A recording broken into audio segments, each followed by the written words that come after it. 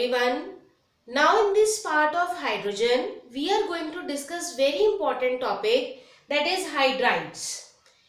As we use the term oxides for the compounds of oxygen, chlorides for the compounds of chlorine, fluorides for the compounds of fluorine. जैसे oxygen के compounds को हम oxides कहते हैं, chlorine के साथ बने हुए कंपाउंड्स को हम क्लोराइड्स कहते हैं, फ्लोरीन के साथ बने हुए कंपाउंड्स को फ्लोराइड्स कहते हैं। इसी तरह हाइड्रोजन के साथ बने हुए कंपाउंड्स को हम हाइड्राइड्स कहेंगे। So this is here is that these are the binary compounds. Binary means दो एटम्स से बने हुए कंपाउंड्स जिसमें एक एटम तो हाइड्रोजन होगा with the other elements with general formula EHX and EMHN। मतलब दो एटम्स से बना हुआ एक कंपाउंड जिसमें एक एलिमेंट तो हाइड्रोजन होगा, दूसरा एलिमेंट कोई और हो सकता है। Now on the basis of it, hydrides are of three types: ionic hydrides, covalent hydrides and interstitial hydrides. One by one we will discuss about these hydrides and their properties also. Starting with the ionic hydrides first of all. These hydrides are also known as saline hydrides. These hydrides consist of hydrogen plus elements which are more electropositive than hydrogen, means come electronegativities वाले elements या वो elements जिनकी electro जो hydrogen से ज्यादा electropositive है, जब वो हाइड्रोजन के साथ कंबाइन करेंगे तो obviously hydrogen will acquire negative charge, क्योंकि अगर इलेक्ट्रो पॉजिटिव एलिमेंट कंबाइन कर रहा है तो कंपाउंड को न्यूट्रल बनाने के लिए हाइड्रोजन के ऊपर क्या होगा, negative charge. So for this the elements of S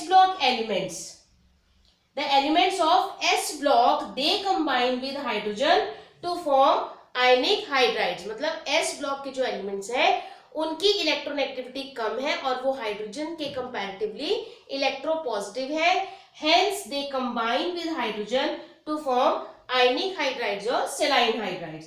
for example potassium, which is group 1 element, it combines with hydrogen at 673 kelvin, giving rise to potassium hydride. Now here potassium will acquire positive charge and hydrogen will acquire negative charge. Potassium is electropositive as compared to hydrogen here. जैसे हम कहें कि KCl में chlorine is electronegative and potassium is electropositive. In the same way, KH में hydrogen is electronegative and potassium is electropositive in nature. Similarly, calcium, which is group 2 element, it combines with hydrogen at the temperature of 1073 Kelvin, giving rise to calcium hydride. Now rest of the properties of ionic or saline hydrides are they behave like salts. जैसे हम NaCl कहते हैं, NaCl is a salt. Taking the common example, salt में Na is electropositive and Cl is electronegative in nature. तो ऐसे ही यहाँ KH या NaH बना तो NaH में sodium is electropositive but hydrogen is showing electronegative behaviour. That is why we say that they behave like salts. Next is they are non volatile, means they will not evaporate and they are non conducting. They have high melting and boiling point, क्योंकि opposite charges हैं, opposite charges attract each other. Due to their attraction to melt them and to boil them, large amount of heat is required, hence its melting and boiling point will be more. जैसे NaCl ionic compound है, ionic compounds में हमें पता है कि opposite charges they are attached with each other with strong attractive forces, and to change their state from solid to liquid or liquid to vapors, large amount of energy is required. In the same way for here also they have high melting and boiling point. And the next is they conduct electricity in their fused state. जैसे NaCl या aqueous solution में या fused state में electricity conduct करता है. In the same way, saline hydrides और ionic hydrides they also conduct electricity in their fused state. That is why they are known as ionic hydrides और saline hydrides, क्योंकि इनकी properties ionic compounds जैसी हैं, salt like properties हैं, इसीलिए इनका नाम भी क्या है, ionic और saline hydrides. Coming to the second category, that is covalent or molecular hydrides. अब ये हाइड्राइड्स, आयनिक हाइड्राइड्स कैसे बने थे? हाइड्रोजन और एस ब्लॉक एलिमेंट्स के कॉम्बिनेशन से। सिमिलरली यहाँ हाइड्रोजन और पी ब्लॉक एलिमेंट्स, क्योंकि पी ब्लॉक एलिमेंट्स की इलेक्ट्रोनेगेटिविटी ज्यादा होगी, तो इनमें और इनमें क्या डिफरेंस है? हाइड्रोजन और इलेक्ट्रोपॉजिटिव एलिमेंट कंबाइन कर रहा था, यहाँ हाइड्रोजन और इलेक्ट्रोनेगेटिव एलिमेंट कंबाइन कर रहा है। Like hydrogen and fluorine, they are reacting to give rise to hydrogen fluoride, but it is a compound of hydrogen, तो हम क्या कहेंगे कि ये हाइड्रोजन का binary compound of hydrogen with this element. Now as it is opposite, s block element are on extreme right and p block elements are on extreme left, तो properties भी इनकी totally opposite होंगी. These are soft with low melting and boiling point, यहाँ melting and boiling point high था, यहाँ melting and boiling point low है. ये non volatile थे, these are volatile in nature, means they can vaporize. इनकी conductivity fused state में थी, इनकी लो कंडक्टिविटी है. Now depending upon the bondage, they are further of three types: electron deficient, electron rich and electron precise. Electron deficient hydrides कौन से hydrides है? वो elements के हाइड्राइड कंपाउंड्स हाइड्रोजन के साथ जिसमें सेंट्रल एटम का ऑक्टेट कंप्लीट नहीं होता, सेंट्रल एटम की आउटर मोस्ट शेल कंप्लीट नहीं होती, जैसे BH3. BH3 में boron will form 3 bonds with hydrogen. Now here boron is having 6 electrons around it. तो इसमें बॉन्ड बनने के बाद भी सेंट्रल एटम को ऑक्टेट कंप्लीट नहीं है, इसलिए इसका प्रॉपर कंप्लीट लुईस स्ट्रक्चर नहीं बन सकता. That is why it exist as B2H6. B2H6 की फॉर्म में ये एग्जिस्ट करता है.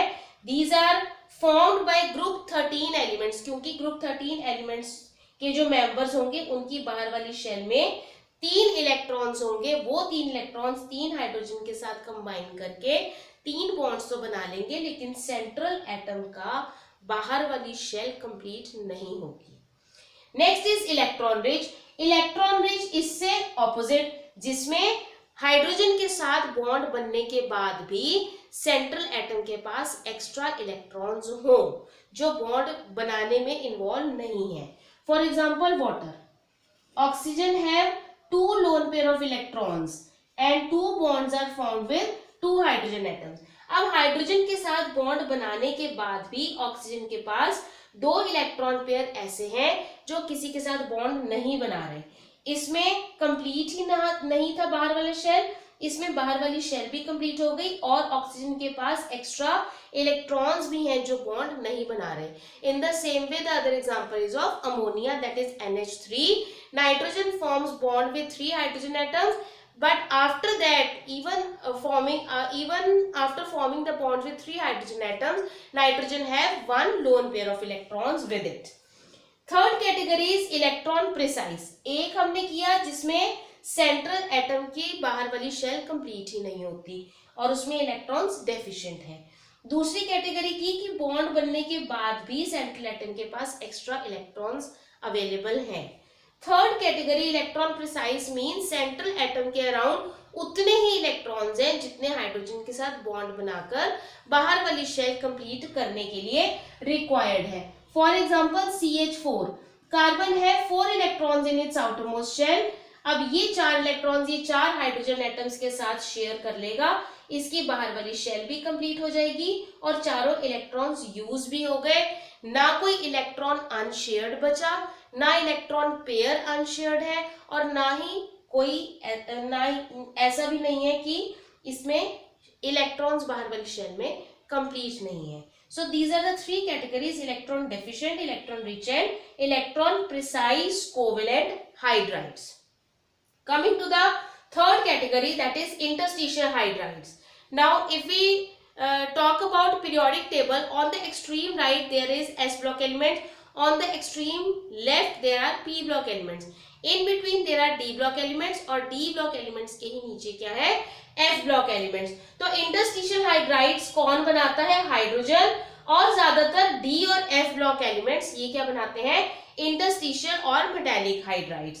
लेकिन डी ब्लॉक एलिमेंट्स में से भी ज्यादातर 3, 4 और 5 ग्रुप वाले एलिमेंट्स जो है वो हाइड्रोजन के साथ कंबाइन करके हाइड्राइड्स बनाते हैं।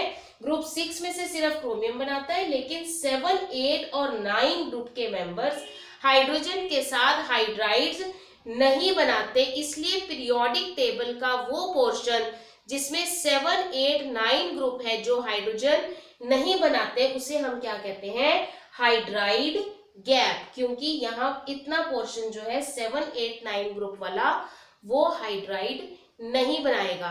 एक्सट्रीम राइट से अगर हम चलते जाएं तो 1, 2 ग्रुप मेंबर्स सेलाइन हाइड्राइड्स बना रहे थे, 3, 4, 5 इंटरस्टिशियल हाइड्राइड्स बनाएंगे, इवन 6 के भी 1-2 मेंबर्स इंटरस्टिशियल हाइड्राइड बनाएंगे, 7, 8, 9 वाले ये हाइड्राइड्स नहीं बनाएंगे, उसके बाद वाले कोवेलेंट हाइड्राइड्स बनाएंगे।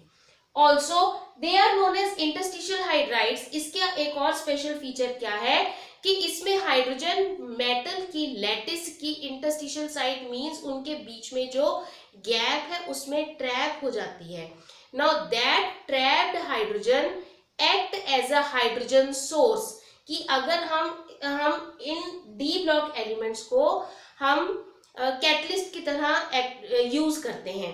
वो कैटलिस्ट कैसे काम करता है या वो रिएक्शन में कैसे काम करता है कि जब हम एक रिएक्टेंट को डी ब्लॉक एलिमेंट के सरफेस के ऊपर से पास करें तो उसके सरफेस में ट्रैप्ड हाइड्रोजन अपने आप उस ट्रैप अपनी लोकेशन को छोड़कर रिएक्टेंट के साथ कंबाइन करके उसे प्रोडक्ट में कन्वर्ट कर देती है। जैसे सिंपल से एग्जांपल है, iron is used as a catalyst in the formation of ammonia in Haber's process. Nitrogen is passed over the surface of iron. Iron के मेटल की लैटिस मेटल क्रिस्टल की खाली स्पेसेस में वेकेंट वॉइड्स में hydrogen trapped है, वो hydrogen वहां से निकलकर नाइट्रोजन के साथ कंबाइन कर जाती है और वो दोनों कंबाइन होकर अमोनिया में कन्वर्ट हो जाते हैं। In this way it act as a hydrogen source in many reactions. अब क्योंकि इंटरस्टिशियल साइड्स में they are named so as hydrogen get trapped in interstitial sides, क्योंकि वो खाली गैप्स में ट्रैप हो जाती है, इसीलिए इन्हें हम इंटरस्टिशियल हाइड्राइड्स भी कहते हैं। सो this is all about hydrides which is very important topic regarding this chapter of hydrogen. Thank you.